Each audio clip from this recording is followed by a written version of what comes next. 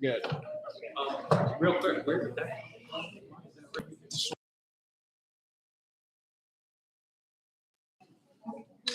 All right, good evening, everybody. We're getting ready to call the meeting to order tonight.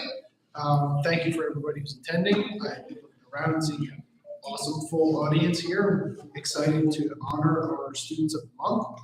Before we do that, let me just handle a few administrative matters. We're going to start with the reading of the Open Public Meeting Statement. The New Jersey Open Public Meetings Law was enacted to ensure the right of the public to have advance notice of and to attend the meetings of public bodies at which time any business affecting their interest is discussed and acted upon. In accordance with the provisions of this Act and Board of Education Policy 0162, the Board of Education of the Borough of Bound Brook has caused notice of this meeting to be posted in the board office and at Bound Brook High School and mailed or faxed to the Courier News, Bound Brook Borough Clerk, South Bound Brook Board of Education, and any person who has requested individual notice and paid the required fee. At this point, please stand for allegiance. Pledge allegiance to the flag of the United States of America, and to the republic for which it stands, one nation, under God, indivisible, with liberty and justice for all.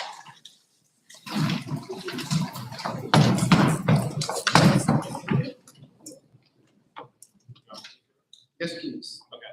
At this time, we're going to swear in our new board member, Mr. Dawson. Mr. Dawson, can you please stand up, raise your right hand, and just read your oath, please.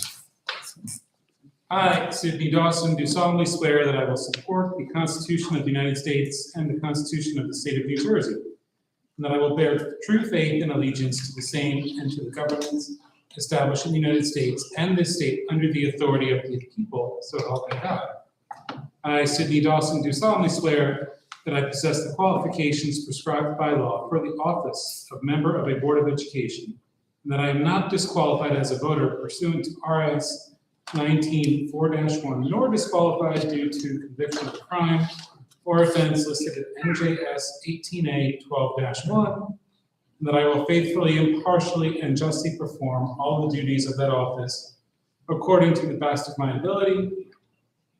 So help me God. Sworn and subscribed before all of you this 25th day of April 2022. Congratulations.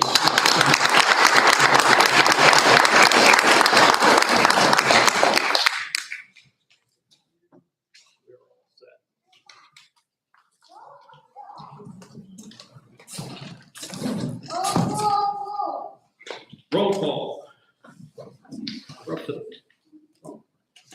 Okay. Mr. Bale. Here. Mr. Fazio. Here. Ms. Gazzino. Here. Mr. Januzzi. Here. Ms. Lima. Mr. Minhas. Here. Ms. Musano. Ms. Rossomano. Mr. Zupko. Here. Mr. Dawson. Here. Okay. President's comments? Sure, I'll just try and be brief. We're getting in towards the end of the school year. I think everybody's getting excited. We're down to just a few months to go. Spring sports have kicked off, and I know that from our middle school up to our high school, everybody is giving their all in baseball, softball, track, and all the competitions that we have going on. I know our robotics team is also currently competing and doing very well as they are want to do. So it's always great and exciting to see that. I want to welcome our newest member, Mr. Dawson. We're happy to be back at, I think, full strength now as a board, which was a bit of a challenge, just finding people who were interested within the community. And ultimately, we had to lean on the county executive superintendent to eventually make an appointment. But we're glad to be back to full staff. I think that's it for me for now. So Dr. Gallagher, why don't I turn it back to you for the students of the month? Great. We will start with students of the month, starting with Lamont with Dr. S.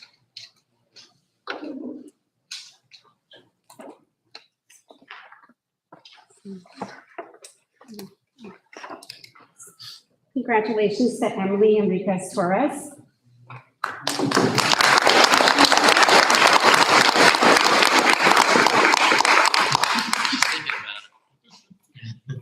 Which way you go?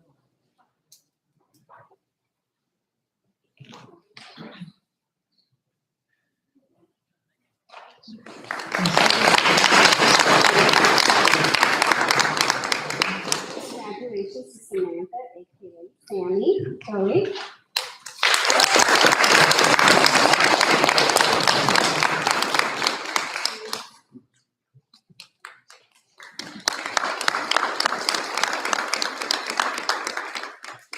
For Lafayette School, we have Mrs. Clark.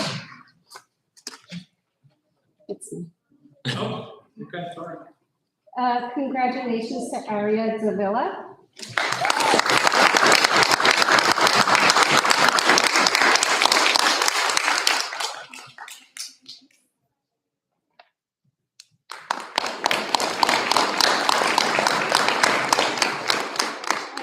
And congratulations to Romeo Martinez.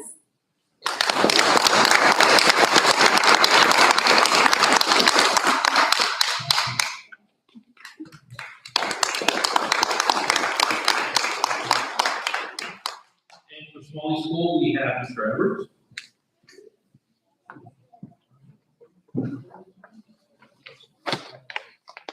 Good evening, everyone. Our first recipient is Adonis Gordano Contreras.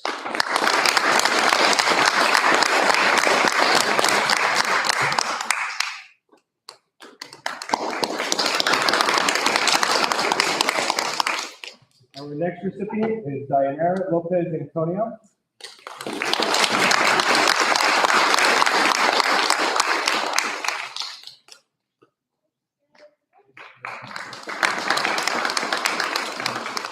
Our next recipient is Emily Lynch.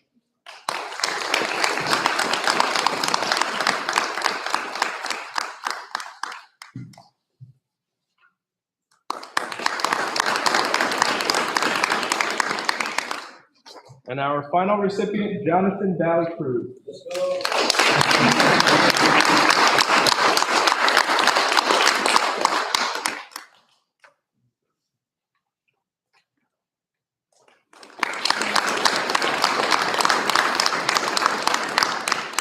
For Community Middle School, we have Mr. Sam Sherman. Good evening, everyone. The Community Middle School is proud to recognize as its Student of the Month, Nicole Almos Gonzalez.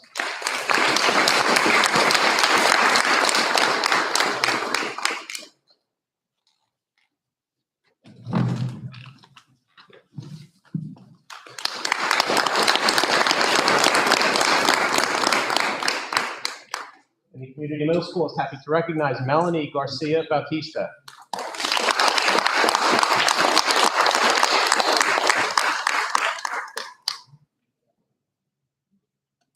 For the high school, Mr. Smith. For the high school, we have Mr. Smith. Thank you. All right, our first recipient that we're pleased to recognize is Dennis Leilanoff.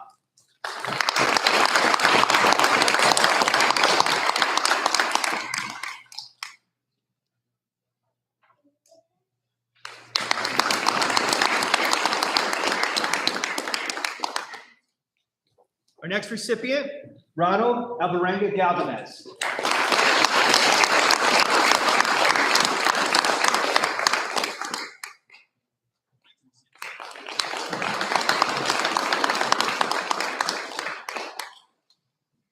Our next recipient, Jaden Lofton.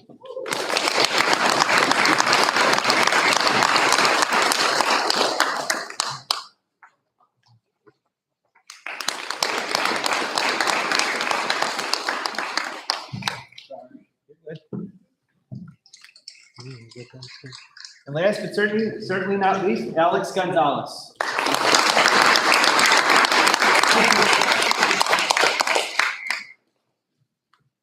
At this time, we'll do our general awards for the month of April. We'll start again with Mount Lamont Annex and Dr. S. Congratulations, this is from recipient Ms. Pena. Ms. Pena is a teacher assistant at Lamont School, goes above and beyond for the students and community.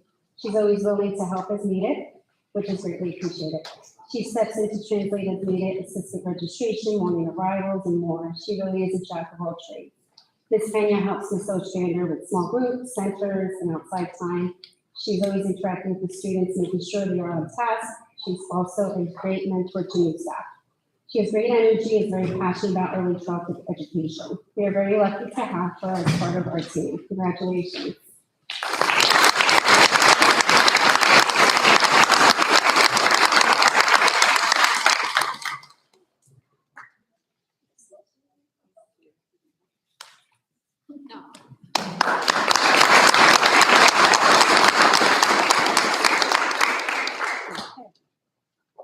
Lafayette's gem for the month of April is Mona Patel. Mrs. Patel has shown tremendous growth since last year, working very closely with her co-teacher to create a center-based classroom that focuses on individual student needs. Ms. Patel has built a great relationship with Ms. Reese, the co-teacher, making sure to create engaging lessons that are fun for their students.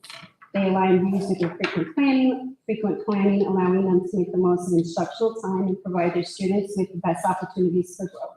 Despite the many stresses this year has brought, Ms. Patel has remained calm, allowing her students to see her as a positive role model. Ms. Patel, thank you for your dedication to our students. Lafayette appreciates you.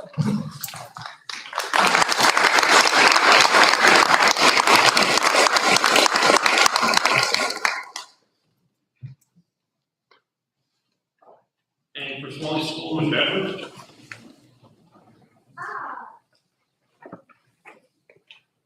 Ms. Fondes is a valuable teacher, colleague, and mentor at Smalley School. She was awarded Specialist of the Year in 2019 by her peers and recognized at the Somerset Teacher of the Year Awards luncheon. Mrs. Fondes is an advocate not just for her special education students, but for all of her students. She modifies work, she finds new strategies to get her lessons across, and she is extremely determined to helping improve students.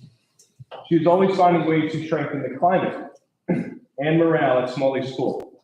She came to the administration with Tuesday, 2002, with the idea of wearing ties and tie-dye.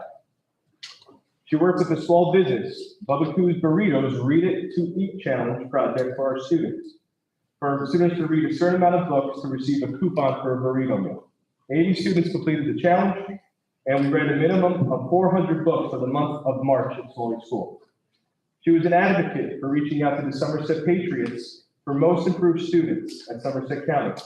One of her 5th grade students was awarded this honor and received tickets to a game with his family in June. She helped collaborate with the peers to help fundraise Smetzels and a coin award coming in May to help pay for costs of class trips. These are just some of the highlights she does for Smalley School. Thank you, Mrs. Fondes, for not just caring for our students, but also for caring our team at Smalley School, and always thinking of our staff, and personally, thank you for me for checking in on my family's well-being. So thank you, Ms. Fondes, well deserved.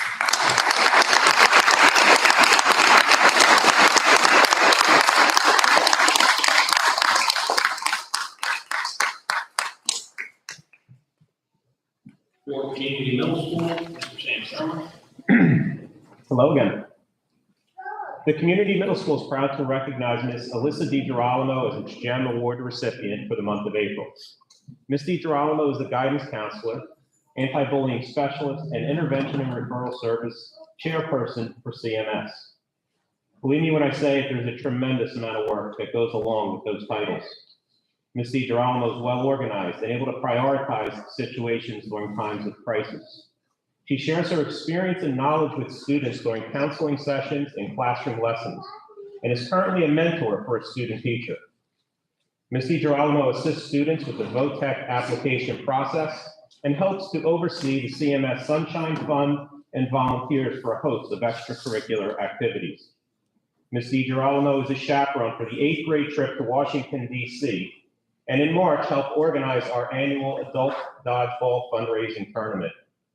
This event is no small undertaking. Ms. DiGirolamo helped register teams, organize the event brackets, and secured student and adult volunteers to help with ticket and food sales, referees, and of course, Mr. Bennett as our tournament announcer.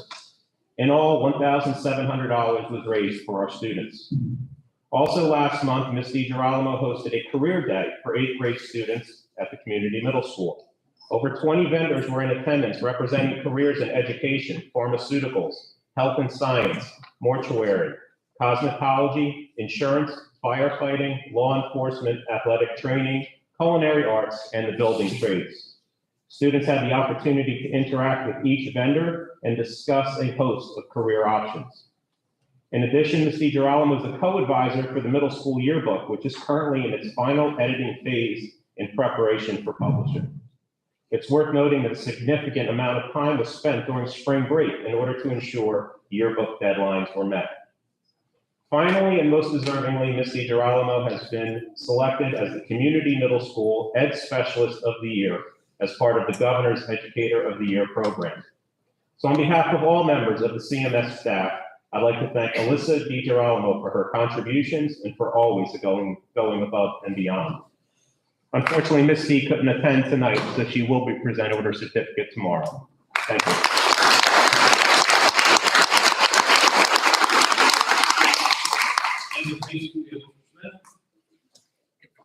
Unfortunately, our Jen could not be with us tonight as well. We have a tennis match, so still deserves the recognition. All right, Mr. McDonald has consistently maintained high academic standards in both his AP and college prep courses at Bound for many years.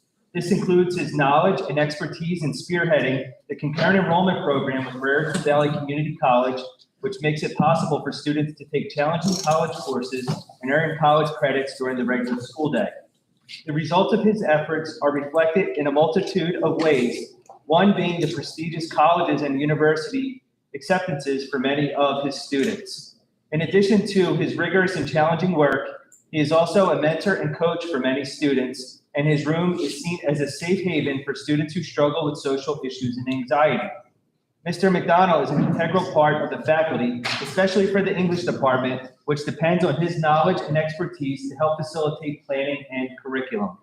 Furthermore, Mr. McDonald has put many years of hard work and dedication into the district. Both as a teacher, a coach, and a mentor, he has inspired students and helped them become the best versions of themselves. He has also helped the younger English teachers in the department and has currently been working hard to mentor his student teacher. Mr. McDonald has increased the rigor of the English courses he has taught in order to prepare his students for the future. Overall, while it is long overdue, Paul McDonald deserves to know how grateful the English department is, as well as the entire DHS school community, for his guidance and mentorship. Mr. McDonald, thank you for all you do, and congratulations on being named this month's gem.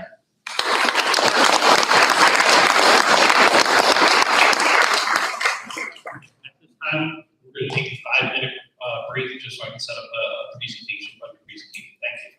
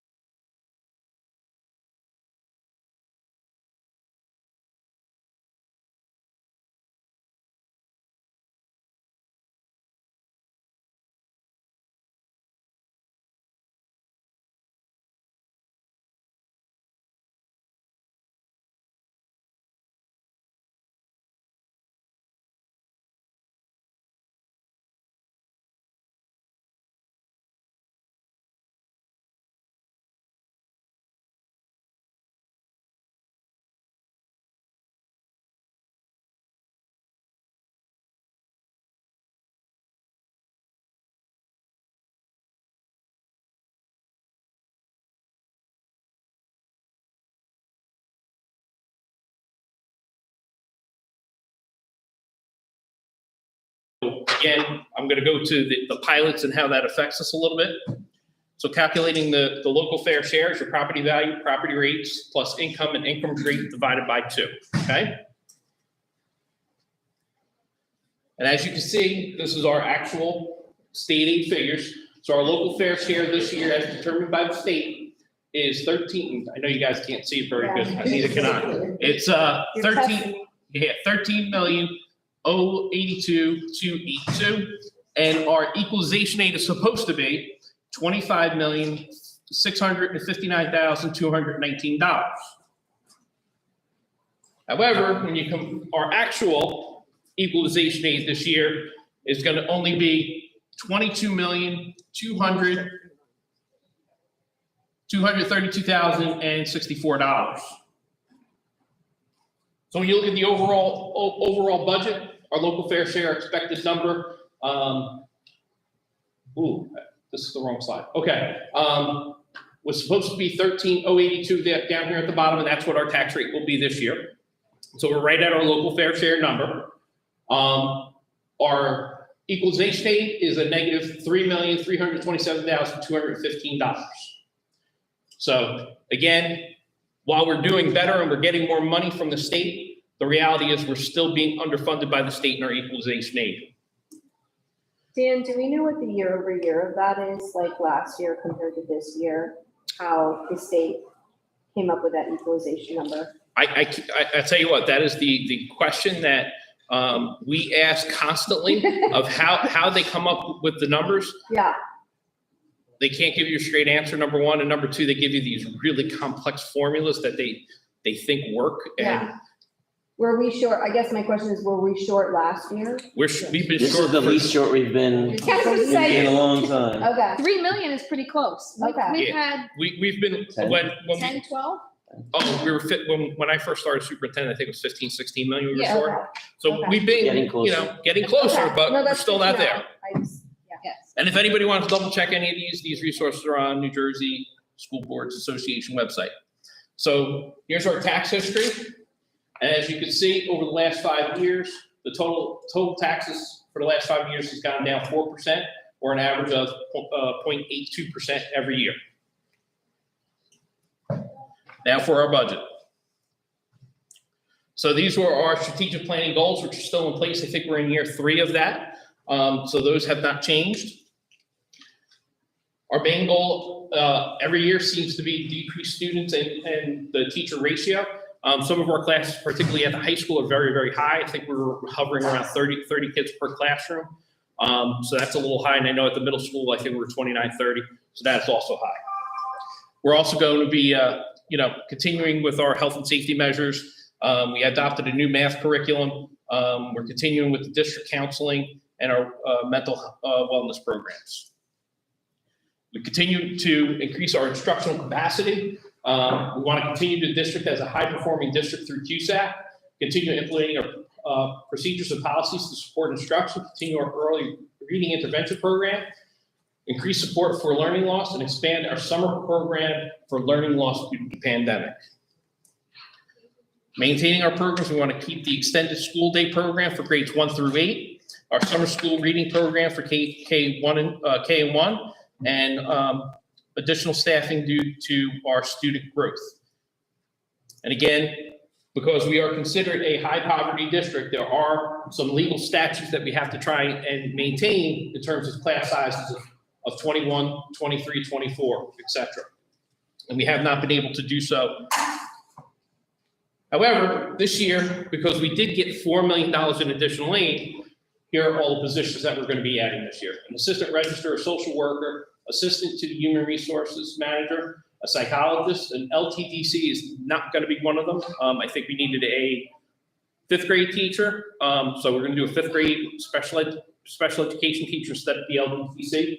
A newcomers teacher. There's going to be 3 teachers at the middle school that are at new ones. Correct me if I'm wrong, Joe.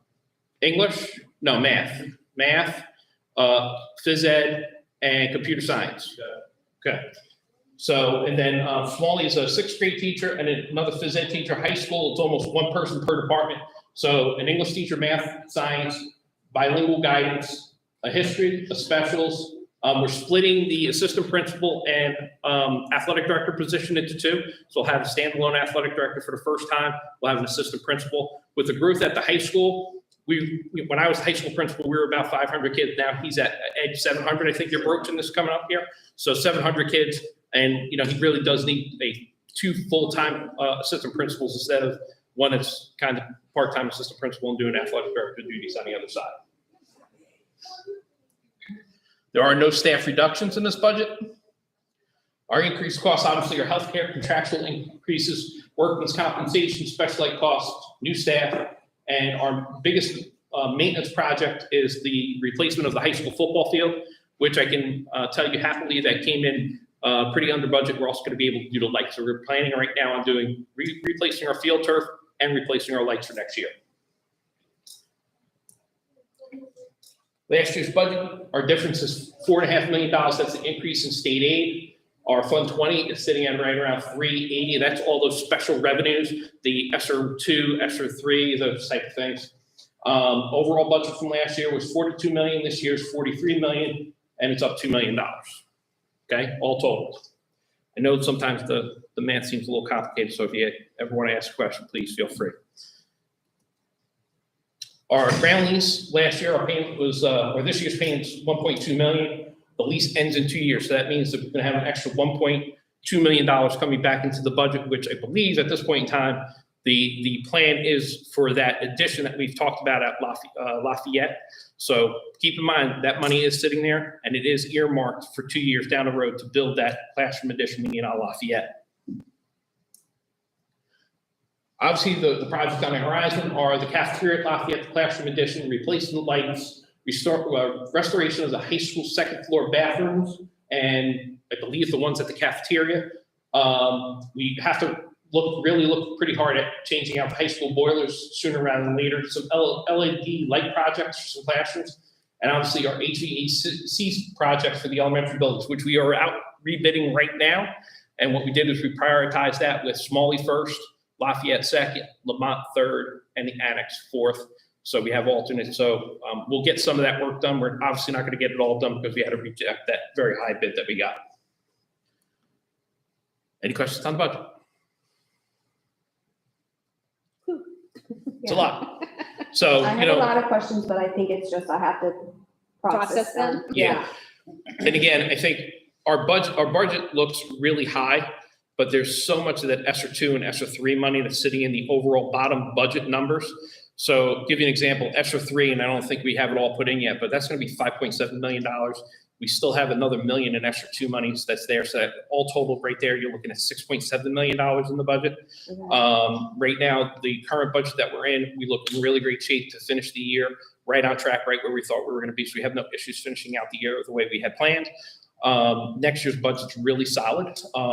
I don't see anything in there that I would anticipate hurting us. The only thing I do know that is coming, unfortunately, and I found this out after the fact, and these are the things that when you're developing a budget that you have to be really aware of. We budgeted, I think, $800,000 for custodial services. Unfortunately, all of the vendors who do custodial services got unionized and everything else. So right now that I'm projecting a $1.2 million number on that. So we budgeted $800,000. We got to come up with another $500,000 for that. So we went back through the budget, tried to come up with $500,000. There's some areas I thought we could take away from. I found out I can't. So we're going to have to go back and comb through there and see where we can come up with some of those funds. You mentioned the high school's second floor bathrooms. Yes. What's the deal with the second floor versus first floors or? Well, we redid the gym ones not that long ago. I think we Okay. did a partial restoration of the ones in the basement. We have not touched the ones up on the second floor. Okay, And they're in some pretty bad disrepair. okay, And I'm not talking like, for the kids end of it, the kids don't notice a lot of the things, but behind the walls and, we have some piping issues that really need to be taken a look. I think there's still cast iron pipes up there for drainage and things like that. We always run into a problem with.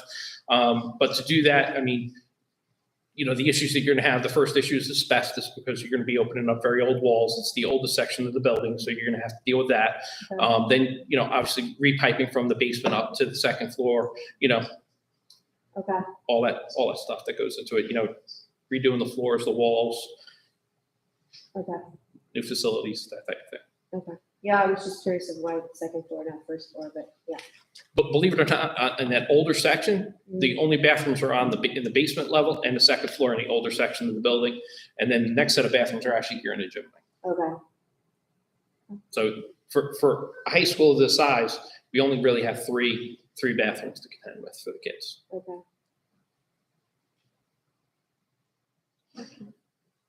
Any other questions? And this was what we was reviewed last, right? Something, Yeah. right, we went over Mrs. this. Fisher did a presentation last meeting. Okay, I think so. Same presentation. okay. Some of the numbers, you know, were like, wait, did we do this again? I was thinking Yeah, of they that. seem oddly familiar, yes. Okay. All right. And I guess what stands out, obviously, what you guys had said is that the money coming in from the state and how that's calculated, and just trying to figure out where that number lands. And Yeah, how to- where how to they plan for that come up with number. the thorough and efficient numbers has always been the question. And they kind of weighed it out. So, you know, you're going to get one number for quote unquote a general ed student. Then they put a factor number on that if you're an ESL kid. Then they put another factor on that if you're ESL and special ed. That's like a and then per they give you- student quota, right? There's so many factors in there that go on. Free and reduced income is another factor that goes on top of it and so on. So if you recall, this past year, we did a lot of things with the free and reduced because the first year of the pandemic, because all the food services ended up being free, nobody filled out the free and reduced lunch form. That really hurt us in the last budget cycle. So this budget cycle, we made sure to get all those forms in because that put us back up to where we needed to be. And that's why we got the bigger increase this year is Okay. because we have on the books more free and reduced lunch kids. Gotcha, And gotcha. that there's a factor to that, you know, Yeah. so instead of getting like one whole, say they're saying the tuition for one kid is $10,000. Well, for a kid who's low income, it might be 1.5, so you get 15,000 for that kid. And then, you know, if you're ESL, you get another factor on top of that and so on and so forth. So Right. those things kind of multiply out and really multiply up. And then when you talk about a district of our size of being, you know, when I started here, we were 1,400, we're now 2,000, probably gonna be 2,100 next year. You know, those things add up and they add up pretty quickly. And I think, So you feel like the state is watching, like they're calculating. Well, there was a huge movement, I don't know how many years ago, where people started, we were up in arms, we were so, advocating. There were so many underfunded districts where we had other districts that were completely over-aided. Okay. And once that started to come to light, I do think they have started to And I was gonna- reschedule, like, Well, the- Yeah, and I was gonna ask if it was a Somerset County thing, like. No, No, it it's a was state all thing. over we were the third most underfunded in the entire district, in the entire state. entire state. Okay. 8 years ago, 9 years ago, whatever it was. And part of the problem, and this is what Michelle was talking about, is number one, the former Abbotts were still getting that Abbott type money. That was number one. Uh-huh. And then number two, they had frozen our enrollment. So our enrollment was frozen for like 4 or 5 years in a row. So while districts were experiencing declines in enrollments, they still got a lot of money, even though they didn't have that decline in enrollment. While we were the direct opposite, we had huge climbs in enrollment, and we weren't getting factored into that to getting more funds. Okay. So that led to a lot of different things. When you're talking about a small district like us being the third most underfunded district in the entire state, there was a major problem there. Yeah. You know, and I'm glad that, you know, we advocated and did make some headway on that and got some things No, that's taken great. care of on that, because I don't think if things stayed the way they were, I'm not sure we would be in existence today without absolutely positively crushing the taxpayers. Because there's just no way we could have maintained what we had back then today. Yeah, okay. So. Okay, and I know that we had discussed, like, the town with the pilot, and you were saying you were gonna mention the Pilots. pilot So- programs. So part of Influencing that a little bit. unfortunately, it influences a lot, and I'll give you an example. So let's just use Meridian One, right? So when Meridian One finally came up online, the actual evaluation of town went up, say, $1 million. But they gave it a pilot. We get no money from there, and the borough gets a fraction of the taxes because that was the incentive to build, right? Mhm. The problem at the time was, and Michelle, correct me if I'm wrong, they gave them like a 30-year pilot, which I know has been redone since because we were kind of up in arms over that, number one. But number two, you know, when you start looking and I did fast numbers a month ago, with the number of pilots that are already being built and some that are done, and the number that's on the books coming up, your loss in revenue for the district until the pilots come off the books is somewhere, I don't want to say lost revenue, but the realization is, you know, you're going to be out probably somewhere in the vicinity of $1 to $2 million in revenue for the district easily. The problem is that the board is going to have to make, future boards are going to have to make the decision, since we're not getting that pilot money, but your state aid is going to start to fall while your fair share starts to go up. Are you going to raise taxes, and are you going to put that tax burden on the taxpayers because of the pilots? And I've been very vocal about that for many years, that, you know, there is a provision in the pilot program that we could get some money from those things. I've tried to talk to the borough about it and to know about. So to this date, we don't get any money from the pilots. I think right now, again, I was just told that Old Madeline's or Venue 5, whatever it is, that's going to now be a 4 or 5 story apartment building. And the ones that they have, I think all total from Meridian 1 to now, I think it might be 12 pilot programs or projects. Yeah. And the one they're rebuilding downtown, Are they all obviously pilot, humongous. like they're all Yes. tax rated? Yep. Yeah. Well, Yep. what happened Are was, we proving that these buildings going up are improving the cost per square foot or the cost of property, like the value of property is going up? I would- So the state is reevaluating us as a town, what saying, happened, well, they must be worthy of more tax dollars, and so we're gonna give less to the taxpayer. Two things go into that. Except they don't. No. Yeah, It's that's very- what I'm trying It's to figure out. it's in my very head. important. 2 things go into that. Number one, the valuation of, and I'm going to just use Old Madeline's. Maybe it was $500,000. You put a new building there, now it's $3 million. So you have that. But then you have all the people's income that are going to live there, right? That tacks on a whole nother level of potential income that you lose because you're not getting any benefit from any property tax from that place. Right. So it's kind of twofold. And Roger, you have a- Yes, I know this has come up, I've been here for a little bit, I know this has come up several times. Are we able to, I know there's a liaison from the city council that I would like to request, because I think there's a lot of these issues that, you know, you're handling this, a lot of these questions incredible, but I think that there's issues that we need to address with the representative from the city council. I think we talked about putting together like a committee. We did. We talked about a committee, but I just want to go back to that because you got to remember there's also a fundamental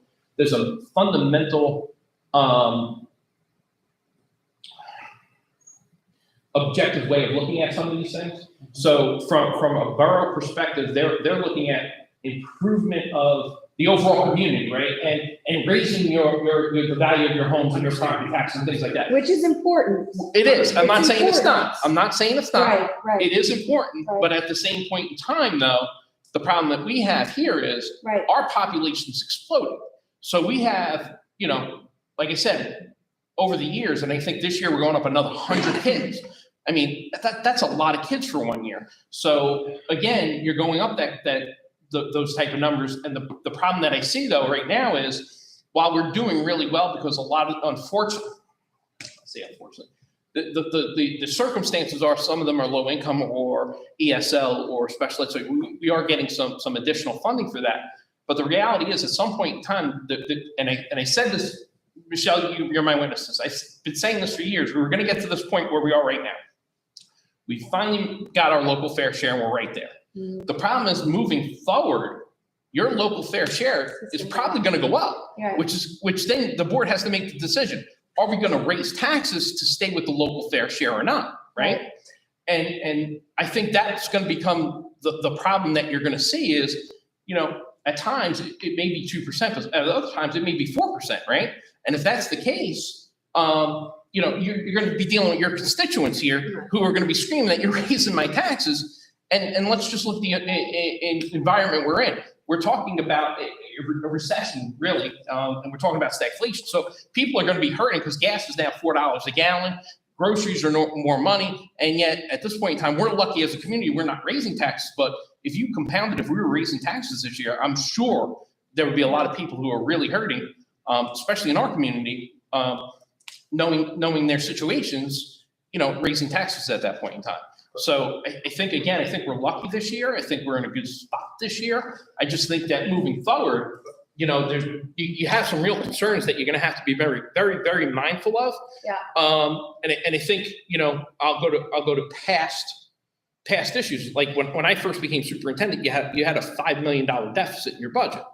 So every year you were rolling over $5 million to offset your budget. So in theory, if your budget was $20 million, well, really it was only 15, right?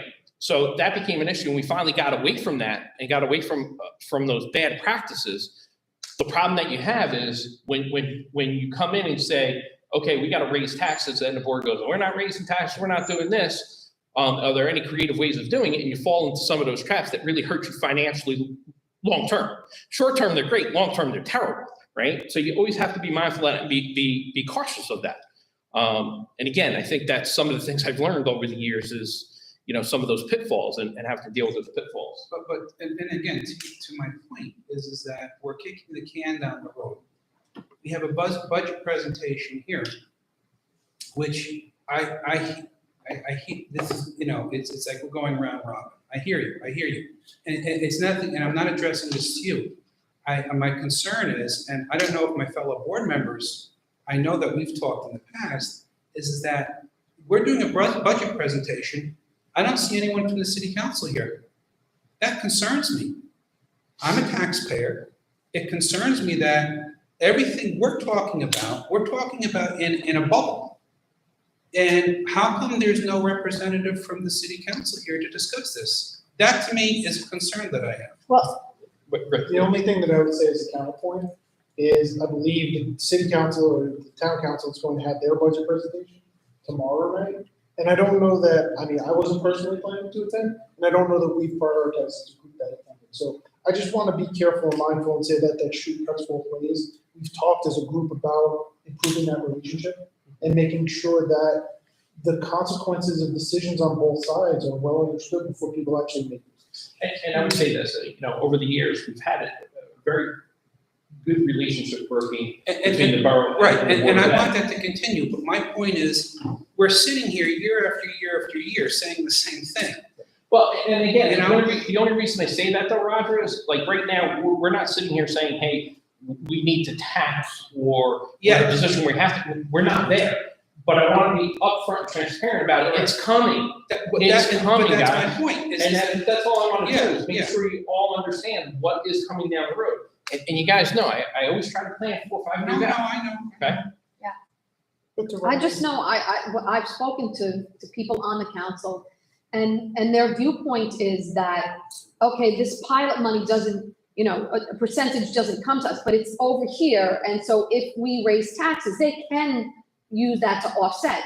But however, That's not they've true. never done that. But it's also not true because they can't offset our taxes. Once you set the tax limit, they can't change it. No, that's The what I'm only saying. thing We they can ask- do is lower their own. Right, but if we ask for 13 million, we're gonna get 13 million, whether, No, you're gonna get 13 million from the taxpayers.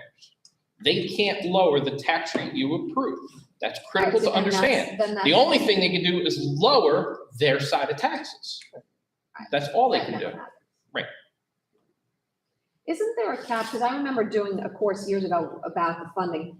Isn't special services, like special ed, isn't there like a 16% flat rate for like all special ed? So that it doesn't like monetize going, like placing kids in special ed to get the extra funding? So like, where does our district fall as far as special, like what percentage of our population is special? That number is 18%. It's up to 18. It's right around 18, and that's where we are, right around 18. I think the benefit for us is that most of our kids are in district and not out of district. We run a lot of our own programs in Because I district. know that there's a cap with that, so that, Yes and no. I mean, you do get penalized if you overclassify or you send too many kids out of district. They're looking to. Right. to make sure that you're ensure not just trying to get money out of kids by Exactly. placing them in special services. So, and again, I think we've done a really good job of having our own programs, bringing kids back into the district, and all those things. Like I said, I mean, 2000, I think we're 2,086 kids or so, and I think out of district we're 36. I mean, the number's proportionally low because we do run our own programs. And And another thing I have to say is the shared service agreement with South Bamberg has helped us tremendously. While, we're getting some of their kids, they're taking some of our kids, and there's a wash there, which is great because, we're doing it right by our kids. And at the same time, both districts are benefiting from not having to pay those funds. I mean, there's gotta be a number, to me, there's gotta be a way of figuring out what the value is of the pilot programs increasing the value of the town. They absolutely have that. There has to be a number Yeah, there they that get says, those numbers. because of this, we're gonna have this. And so everyone's property values are gonna go up because of this value added building, which I agree, like, there's a value add to not having a downtown that's in disrepair, right? So like, there's value to growth and there's value to building, but we've got to look at the number and see what does that value bring, because we're hearing that they're not putting children in, like, these residents aren't That's not adding true. students. But to me, that's not even the argument. The argument is if it's increasing the value of Boundbrook property and it's increasing according to Trenton, everyone's property now becomes more valuable, more affluent, like we can afford our own tax breaks, then there has to be a number there where we can say, how as a school district do we get that? Because we're obviously, that's a number that's not translated. That's not a Where number. are you looking to get it from? The problem is That's really, like, who are you looking, like, I can't get all those figures is The the problem. borough? I don't have that access. Well, the borough will There- have those. No, I mean, who do figures. you, once we get the number, where do you want those funds to funnel into our district No, I from? think Well, I what wanna see Lisa's what the number trying. is. I wanna Sit see what the down. number is, because maybe it's not as big as I'm thinking. I'm thinking it's big, right? But maybe it's not as big as what I'm thinking. And then two is, how do we work collectively as a town? When people wanna move to a town, they wanna move to a town with a great school district. But they're gonna pay more money per square foot on their house in a Bridgewater or a Warren than they are in Boundbrook. And I'm sorry to say it's mostly because of the school grade, right? And the amount of taxes that they're able to collect. So with growth comes great things, but it also comes, with a level of knowing where that value is. Well, and And I where are we think using that? what you really want to do is you want to know what that value is. Right, To explain to people, this is the value increase that we have, yet you have to take a look at the evaluation of your house versus where you currently are versus where you're going. right. And just try to educate people on that end, so they kind of understand, not only what their homes are worth or what the evaluation of the town is worth, but Right. also understand that and I'll use Michelle because she likes to chirp me a lot. She's overtaxed and she's overtax burdened and everything else. But when you explain that, it would make somebody like Michelle feel a little bit better. Like, yeah, I'm paying a lot of money in taxes. I get what you're saying. I'm still paying a lot of money in taxes, but I get what you're saying. Yeah. Because I don't think you'll ever get to a point where somebody says, yeah, I'm okay with that tax number. Right. I don't think you'll ever get there, but at least you might be able to get to, I understand where you're coming from. I don't like my tax numbers, but I understand where you're coming from. Right. And again, and just a side note, and then I'll stop and then you tell me, we'll move on to the board meeting. But if you're looking at the overall housing market in general, people are overpaying tremendously right now. I do think from an economic standpoint, I think that, I would be very concerned that there may be a housing bubble again 4 or 5 years from now, but Even that's 10 easy. years ago, the price per square foot for a house in Bridgewater is gonna be way higher than a house in Bromley. And you have to look at yourself, why is that? The house is just as beautiful, sits in the same type of neighborhood. What is the difference? Well, but I also think some of that may be, I'll say it's my fault, okay? Some of that may be my fault because I don't think we've done a good enough job of saying that we're better than Bridgewater. Now, I will say that if you I'm look at, not saying that. it's okay, I didn't provide but that to you guys. if you look at where our kids are going to school, if you look at our population versus their population and how many kids are going to 2 or 4 year colleges, if you take a look at, like I said, the colleges where they're going, how many kids would rather be here than in other districts. You know, we have a very vibrant choice program and we do fill those seats. So it's not like one of those things where I don't want to be here in Bound Brook. We have people who fight to come to Bound Brook, right? Yes. So I think we just don't do a good enough job selling that at some point in time. I absolutely agree with you because I think the school has been phenomenal. My son has been. And again, I always going to school in Bound Brook, and so. I always said I'm not a PR person. Well, that's why I've we hired you. never been a PR person. So, but yeah, I mean, I think there's some low-lying fruit now that we have that firm Yeah. that maybe some of those things can get out and But we can do a better job. I think part of that is collaborating with the council, you know, and working collaboratively on a way to And like, get those funds. you know? and I have to be honest with you, over the year, like, you know, and Michelle knows this, if we go back 8-9 years ago, I don't think the relationship 8-9 years ago is the same relationship we have today. I think we have a very good relationship. Like I can call Hector and say, Hector, hey, I need some help with this, or he can call me. You know, we generally work some of those things out. You know, I just. Yeah, but I think. It's just the politics of the town right now. I think they get it about. But I think that going forward, if that's an avenue we really want to continue to explore, then we need to be the ones to put together something to reach out to them, to bring them on board. You know what I'm saying? Because if we're going to wait for them, that'll never happen. Okay. I mean, I know, Vinny's been on council, he's been my friend for years. He is asked to be the liaison for the education, and they just tell him flat out no. Okay. But there's no one sitting here either. Okay. So there's some infighting that's going on within the council, within itself. I know nothing about those things. So PS, I Okay. think that if that's something we want to do, and I know we've spoken about it, I'm sure there's a couple of us that wouldn't mind volunteering, maybe Okay. reaching out and trying to have a sit down. Definitely. Okay. Thank you, Dan.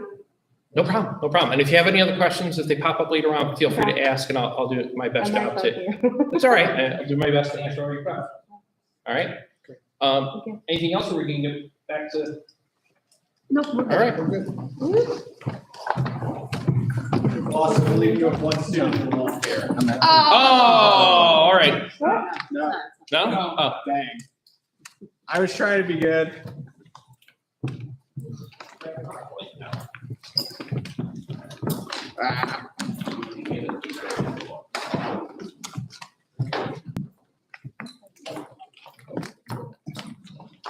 All right, that's kind of in the middle.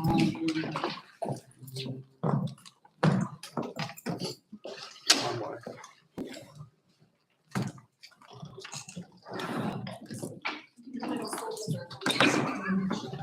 At this time, we have meeting reports.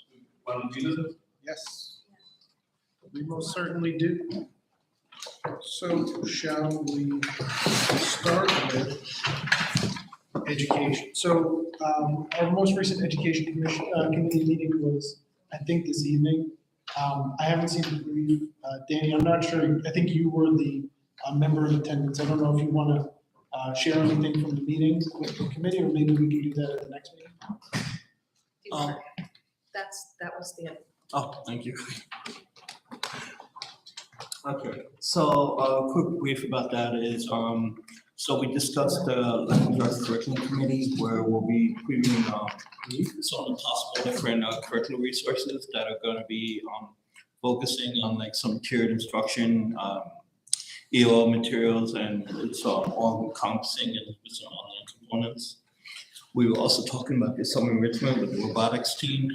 I believe it's going to be from grades 3 to 12, and it's going to be a two-week instruction with 1 week at, that's going to be split into 2 different groups, and that'll be done over at small.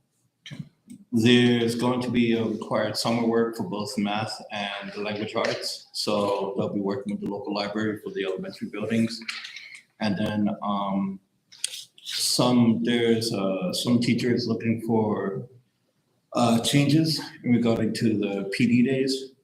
So like, for example, like Martin Luther King Day or Columbus Day, and things like that. So that's something that may be coming down the line once that's a little bit more finalized. Okay. And I think, if I'm not mistaken, the enrichment program for robotics is actually going to appear later on the agenda tonight for everybody to review and approve, right? Yes, that's correct. Although I don't know if we made the changes, because I think that in the proposals, It says 1 to 12, but It it'll says be, we're narrowing down the grades. yeah.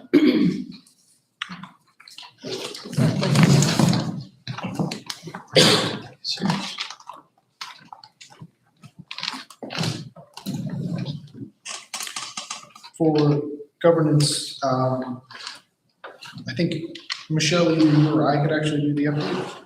Do you have a preference? I mean, in governance, we pretty much go over all of the things. There are some board members that have to make sure that they get your ethics forms, so. Have you gotten in touch with them personally so that they, I don't want to necessarily announce. There's only one I haven't got to personally. Okay, I'll send so the Dr. email. Gallagher will get in touch with you personally to make sure that happens by Friday at 3. And then the other thing, we didn't have a new human resources, but we're continuing to look at staffing, anticipated openings for next year, the non-renewal list, and then of course our negotiations. I think are we still on for Wednesday? So I have to confirm with Mr. Paxson exactly when we can schedule. I think to your point, our proposal is ready and we're excited to sit Yes. down and exchange. We'll continue to work with them on that. Sure. Yeah, at governance, we also we went over the 2 snow days that we have to give back. So what we're going to do, which I will send out an official letter tomorrow, is we're moving the half day from Friday before Memorial Day to Thursday. We're going to do Friday off, and we're going to do the following Tuesday off. So we'll make those changes on the calendar and have that all approved at our next board meeting. But that is the decision that's been made. That will be out officially tomorrow. Great, thank you. I'm totally jealous. And then Lisa, maybe you want to say a couple of things about the website project?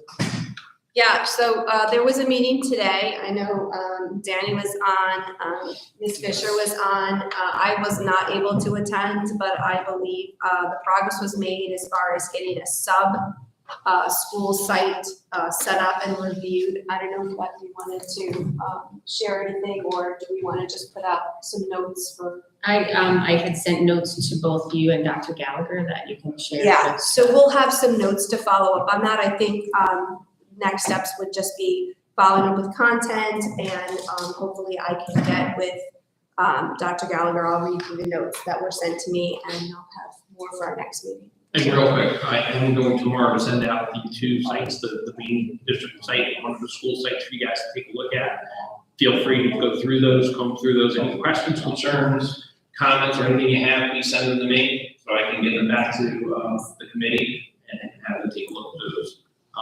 Just to make sure that we have everything covered. Will we get And one other thing, at some point in time, when we get towards the end, we talked about having a community focus group also take a look at the sites before we go live with those, just to get some other feedback from parents and things like that about the new website, to make sure we have everything covered and it's user friendly and everything else that we decided when we started the project.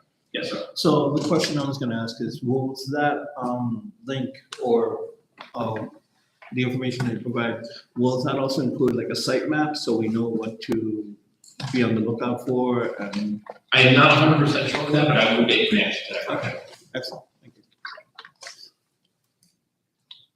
Awesome, thanks, guys. Well, Lisa's going to want to do services. Yeah, sure. I mean, I can talk through what we. Yeah. So I had my first meeting with the county, Somerset County Educational Services Commission. It was a great meeting. I got to meet some of the representatives from different school districts around Somerset County. It was a general agenda. Being new to the meeting, it was kind of adapting and learning about what they were going through. But I was able to listen and get a lot of feedback. What I heard from that meeting was that transportation was a major issue among other school districts. A lot of districts are struggling with getting busing, getting routes. Kids are calling daily to see if their buses are coming to even pick them up. So as a walking district, I guess I was feeling pretty thankful that we don't have to go through that. It sounded like a hardship that other districts are really suffering through, getting the buses and getting the bus vendors to show up. I was able to also get a tour of the building, which was pretty inspirational. They've got a lot of workshop areas. They have a complete ShopRite store-in-store training facility there where they're able to train and teach their students how to use cash registers, how to scan UPCs, how to learn how to communicate with customers, how to find product on shelves. I was really inspired by that, and they work closely with a few of the ShopRite stores. I believe the one in Somerset works closely with them, so I was really impressed to hear that students could come learn how to basically work within a ShopRite environment and then go on to maybe working in a ShopRite store. So that was really great. They also do a lot of electrical, construction, auto. They have a full auto shop there where they're training the kids how to put cars on lifts, how to take tires off, how to do brakes, how to do tire rotations. They also have, this is the first time I guess they've done it in a while, is they have a full enclosed bathroom that they're roughing in. So they have the full footprint of the bathroom, toilet, sink, all the rough-in, all the tile. They're teaching the kids how to lay all the masonry, how to do the outside flatboards, basically everything from outside construction on your house to inside plumbing and inside bathroom refinishing, which was really impressive. And then they had some electrical boxes that they were training the kids on basic electrical wiring, electrical service. So a lot of really good things. They did speak to me that we do have students that are enrolled in the program there, which I was excited about because I think it's really, it seems like a very strong program. So as I have some pictures that I took and some notes from the agenda from the meeting that we can share so that you guys can take a look. But yeah, it was a really good first meeting. So Great. sure. Awesome. Thank you for sharing. Mhm. Rob, do you want Yeah, it's pretty cool. Operations, we pretty much, actually, the budget presentation kind of eclipsed operations meeting. Everything that we talked about in the operations committee meeting budget was discussed, as well as the facilities. One of the things that I wanted to bring to light, and I wanted to thank Dr. Gallagher and everyone that put all of these ideas into motion is that the Lamont Field replacement, and I'm very impressed with what I saw, and because of it coming under budget, as Dr. Gallagher had mentioned, we're able to get some nice lights on there. The main gym floor is also going to be repainted, and the Lafayette sidewalk will also be repaired, as well as, and my son tells me, the high school PA system will be replaced. So that was about it, but and pretty much everything else in relation to numbers with budget, talking about being in good shape finishing out the year. Great. Can I just say, because I know I asked you earlier, bring up the idea of the ed committee, because I know we've been having trouble, like, all being able to meet there. So I know, since I know you're in the chair for that, is there a better time that works for you so that, because I don't want to leave that, like, we've been having them and you're not able to make it, so like, honestly, we need to have a conversation. Like, what works better for you? Is the time. So meeting like right before.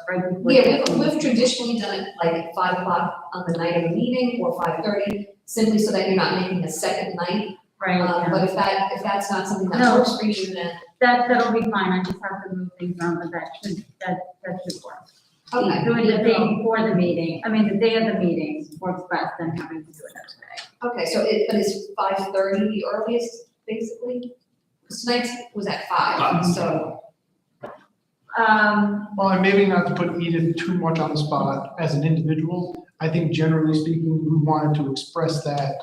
Yeah, we want to make sure as many people can. Exactly. The point of having the committee meetings is to have as many people at the table as possible so that there can be productive discussions. And if we need to adjust the schedule, we need to change days, we need to go virtual, we need to do after board meetings rather than before. Those are all things that we can choose. Yeah, the only committee that really can't go virtual is human resources. Right. So when it comes to the other ones, Right. if we do them virtually, maybe we could push them back a little bit, switch days, all that stuff would not be an issue. All right, so, and then I think something that we hadn't considered is that if there was, like, when we look at the agenda, that goes on, now for next month, that if there's an issue with that time, we should reach out to Yeah, see if we can rearrange it ahead of time as opposed to, this is a definite, and then only have one person show up. Yeah, the most important thing is when I send out those weekend reports, this weekend's report's gonna have everything from May there. So if there's a time or a date that's not working, if you let me know, and then I can at least inform the committee members and say, hey, this Maybe we date's can not adjust. working, maybe we can adjust and get a committee consensus to moving it to a certain day or a certain time, virtual, in person, whatever. But I have to know that to reach out to people and then try to make those concessions and things like that. But that's why I think it's really, really important. I'm gonna stress this one more time. It's really, really important that you look at the weekend report when it comes out. Don't wait until before a board meeting to look at it or anything. But if you take a look at it that weekend that it comes out, just so, A, you're informed, but B, if there is a scheduling issue or conflict, that we can resolve it pretty quickly starting in the next week. So what I'm saying is, I think it's May 9th, there's 2 committee meetings and a board meeting, but if there's a conflict and we know that this weekend, it gives me that whole week to make any adjustments. So, Mr. Minhouse and I did meet over Google Meet, so it worked out. Yeah, that's what I'm saying, like, I think we've just traditionally thought, oh, well, this is what it is, and we're seeing where people, for conflict reasons or whatever, and I get a last minute one, but I'd like more participation, so I think maybe if we think of it more fluidly.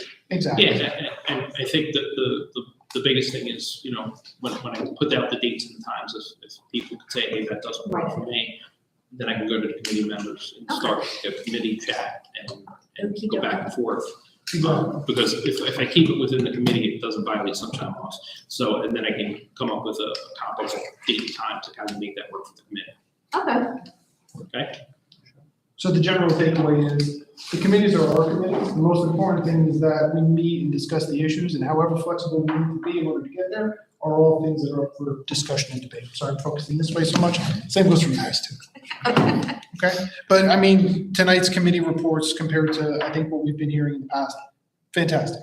The progress that's being made, and I know a lot of it's being driven by the administration, but the sense of ownership about the subject matter expertise, I think, is coming from the board, and I think that's really important. So positive improvement and great to see. Any other questions anybody has about any of the reports that have been received tonight?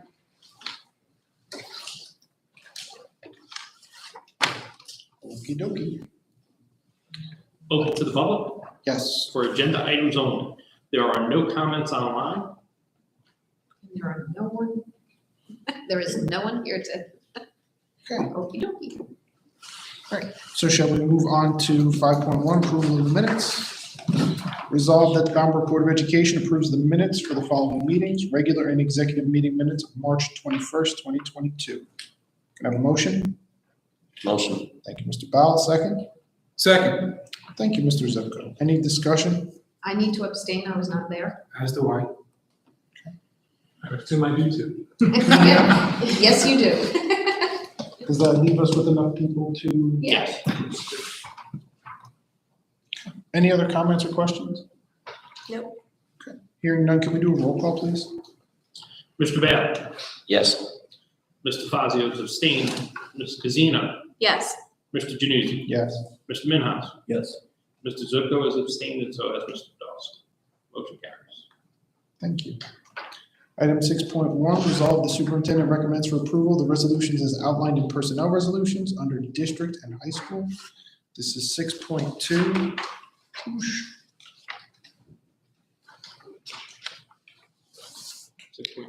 Through 6.15.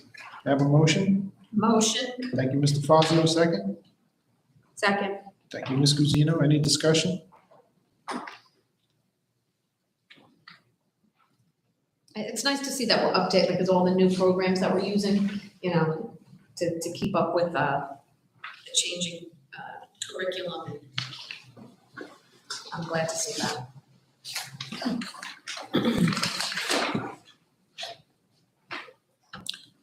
Hearing no other questions, can we have a roll call, please? Mr. Bell, Yes. Mr. Fazio, Yes. Ms. Casino, Yes. Mr. Januzzi, Yes.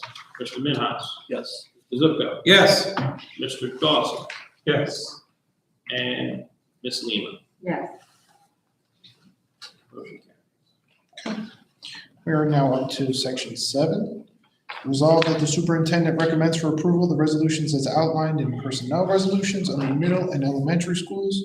This is 7.2 through 7.10. I have a motion. Motion. Thank you, Mr. Fazio. A second. Second. Thank you, Mr. Zupko. Any discussion?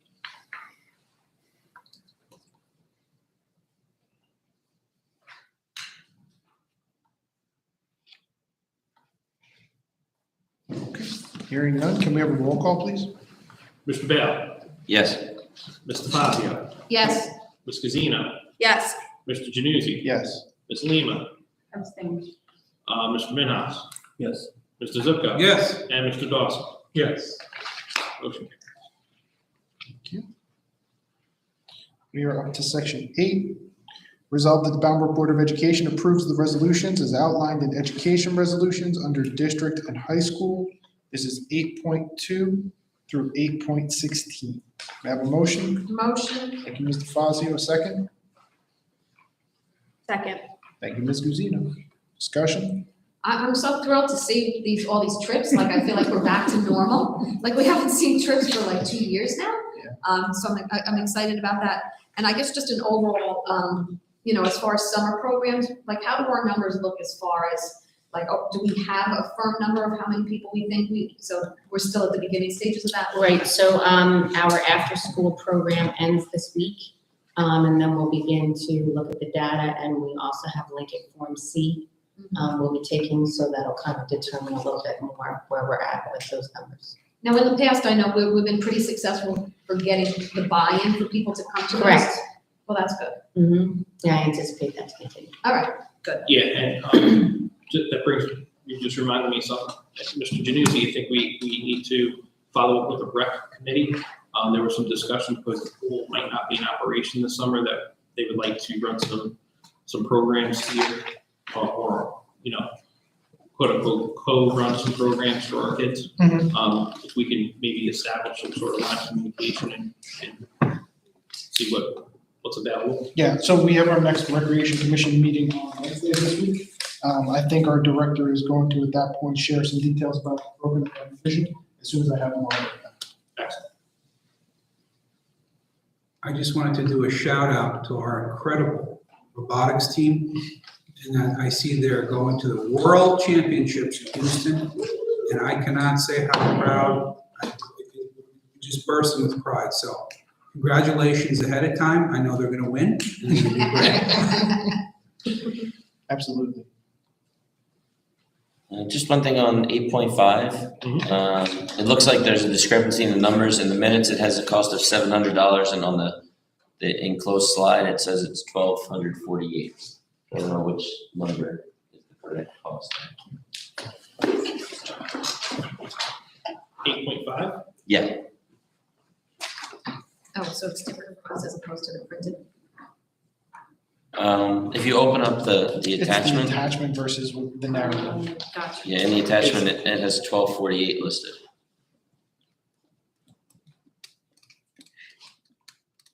Yeah, I think that is a salary discrepancy. I would go with the attachment of the higher number.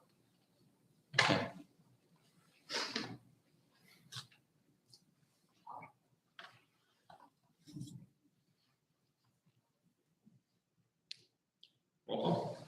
All right. Okay, unless there are any other questions, let's go ahead and do a roll call. Mr. Bell, Yes. Mr. Fazio, Yes? Ms. Casino, Yes. Mr. Januzzi, Yes. Ms. Lima, Yes. Mr. Minhas, Yes. Mr. Zuko, Yes. Mr. Dawson. Yes. Motion carries. Great. Up to section 9, resolved that the Bound Board of Education approves the resolutions as outlined in education resolutions under middle and elementary schools. This is 9.2 through 9.4. May I have a motion? Motion. Thank you, Mr. Fazio. Second. Second. Thank you, Mr. Bob. Discussion? Yay, trips. To a lesser degree, but still good.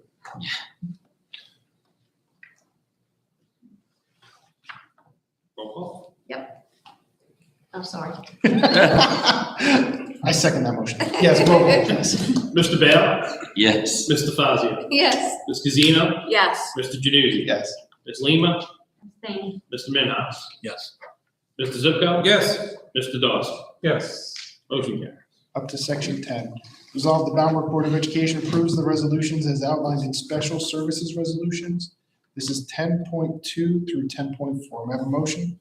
Motion. Thank you, Mr. Fazio. A second. Second. Thank you, Mr. Bell. Any discussion?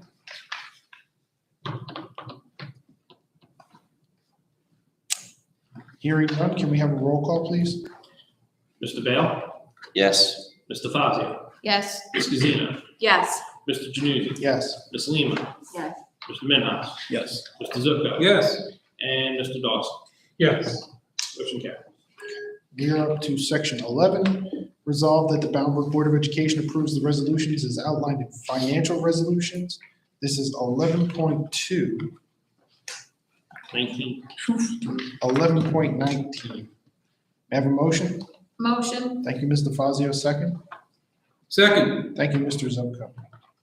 I just want to point out for everybody's benefit that the adoption of the budget that Dr. Gallagher presented is in 11.2. Yes, and there was an addition late today of 11.3, which is the preschool budget workbook. We already approved the plan. It's actually in the budget. So this is the first year that they're asking us to do it separately from the budget overall. So there. So our pre-K program is completely funded by the state, Yes. so we don't, that's completely separate. The completely only separate. other thing is that they use our, any facility costs, are those all still picked up by that figure? Some of the cost is, but not. If you recall, Michelle, like when we first did the preschool grant, we said if they were away, that would, that would be something we would have to discuss whether we were gonna keep it or not, and that's still a piece. Right, because that's not mandatory, right? There are some Correct. districts that don't, right? Because they're up to 8 classrooms, did I see on that? That's a lot, like when we're looking at like numbers and we're What's saying coming like, up? yeah, we're like, classrooms are getting up to 29 and we have 8 classrooms filled with, Your preschool, that you're capped at 15. right, that's what I'm saying. Yeah. So that's a lot of space then, so that has the other unintended consequences is what happens to the other class sizes because you just don't have rooms to put them in. And again, it's what we've been talking about, that's the reason that, we continue to talk about having to do that cafeteria at Lafayette and followed by that addition on Lafayette, because we're gonna need that space. How many schools, just out of curiosity, do you know, how many don't actually have a pre-K program, or is that, do we have a? No, and it's very small now because, They keep funding it, so. They keep funding it. Because Some they're have, funding still it. have a half day. But I was gonna say, most of them aren't full day. Right, they're not full day. There's definitely a benefit of having the, in terms of, right, financially, not so much. But, I think it's definitely, good to have that available For the achievement. for the. Well, it depends on what study you read, because they'll say by 4th grade, there's like no appreciable difference between kids that went to pre-K and kids that didn't. I have to. So I don't know if that's changed over the years. I'll tell you, working in pre-K for 10 years, there's statistical data that I can look at and say, and firsthand in my district, that there is a definite achievement increase on those children who on for pre-K.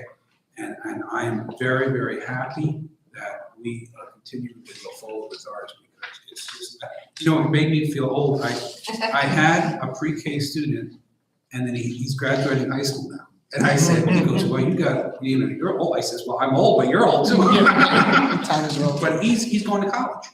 And I think that program facilitated some of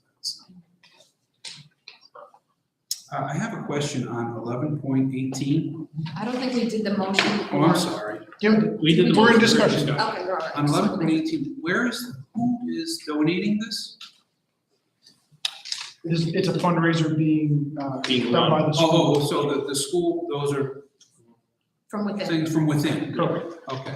And then on 11.19, I just wanted to thank Yes. The Donors Choose Project for the donation Yeah. over at Smalling. Thank you. Yeah, the same thing to the Chatham Foundation and New Jersey Grant. Yes. Absolutely. And then would I have to abstain? I forgot about finance. Or just go with the ones that really. No, you can do all you can do. A question about 1111.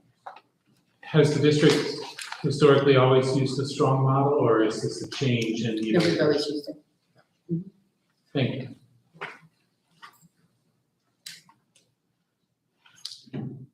Awesome. Any other comments or questions? Love it. Roll call, please. Mr. Bell, Yes. Mr. Fazio, Yes. Ms. Casino, Yes. Mr. Januzzi. Yes. Ms. Lima, Yes. Mr. Minhas, Yes. Mr. Zupko, Yes. Mr. Dawson. Yes. Motion carries. I do not believe we have any other matters to come before the board. So we are up to new business. Is there anything that any of the members wants to raise at this time?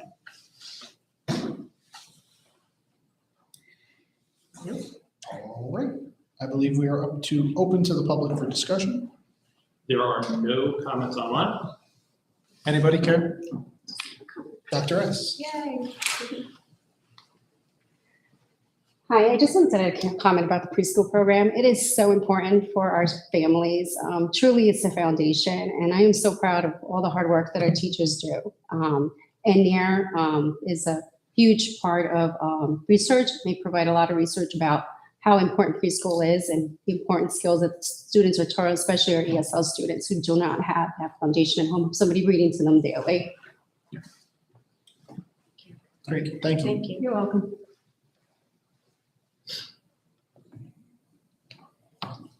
Okay. I believe we are going to move into executive session now. Dr. Gallagher, can you confirm under which numbers?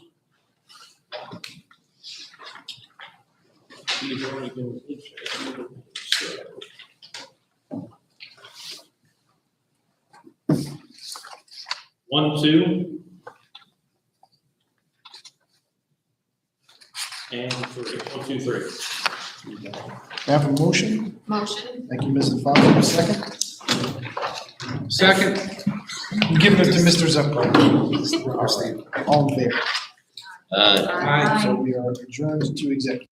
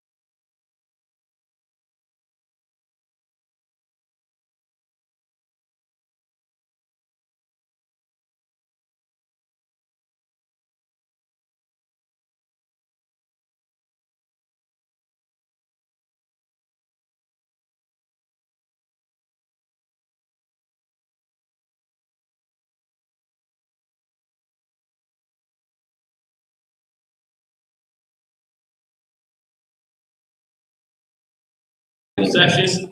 We are at 6.1, approval of HIB cases for high school. We're not going backwards, right? 16. Oh, thank you, 16.1. I'm not starting again. Okay. And so that comes to 6.2 and 6.3. Can I get a motion? Motion. Motion, Mr. Fazio. Second. Second. Second. Mrs. Lima. Rob. She's closer than I heard her first. All right. So, roll call. Mr. Bell? Yes. Mr. Fazio? Yes. Ms. Casino? Yes. Mr. Januzzi? Yes. Ms. Lima? Yes. Mr. Minhas? Yes. Mr. Zupko? Yes. And Mr. Dawson? Abstain. 17.1, approval of middle and elementary cases is recommended by the superintendent. That is 7.2, 17.2, 17.3. Can I get a motion? Motion, Mr. Fazio, she's moving away from me. And second? Second. Second, Ms. Casino. Now it's a competition. All right. Mr. Bell? Yes. Mr. Fazio? Yes. Ms. Casino? Yes. Mr. Januzzi? Yes. Ms. Lima? Abstain. Mr. Minhas? Yes. Mr. Zupko? Yes. And Mr. Dawson? Abstain. Excellent. Can I get a motion to adjourn? Motion. All right, I'll give that one to Mr. Bale, followed by Mrs. DeFazio. All in favor? Aye. Everybody have a great night.